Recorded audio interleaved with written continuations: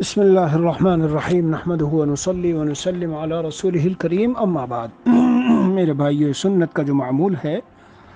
اس میں یہ چلا ہوا ہے کہ رات کو جب سو کے اٹھیں تہجد کے لیے اٹھا کیجئے تو ایک دعا بخاری شریف جلد اول صفحہ 151 پر ہے تہجد میں اٹھنے کے لیے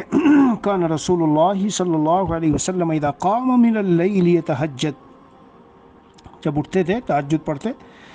تو یہ دعا پڑھتے تھے۔ دعا ذرا لمبی ہے، انشاءاللہ میں بھیج بھی دوں گا تاکہ آپ لوگ یاد کر لیں، ایک دن دو دن یاد کرو، بھائی زندگی اسی لیے تو ہے۔ اللہم لک الحمد انت قیم السماوات والارض ومن فیہن ولک الحمد انت نور السماوات والارض ومن فیہن ولک الحمد انت ملک السماوات والارض ومن فیہن ولك الحمد أنت الحق ووعدك الحق ولقاؤك حق وقولك حق والجنة حق والنار حق والنبيون حق ومحمد صلى الله عليه وسلم حق والساعة حق اللهم لك أسلمت وبك آمنت وعليك توكلت وإليك أنبت وبك خاصمت وإليك حاكمت فاغفر لي ما قدمت وما أخرت وما أسررت وما أعلنت أنت المقدم وأنت المؤخر لا الہ الا انت ولا حول ولا قوة الا باللہ۔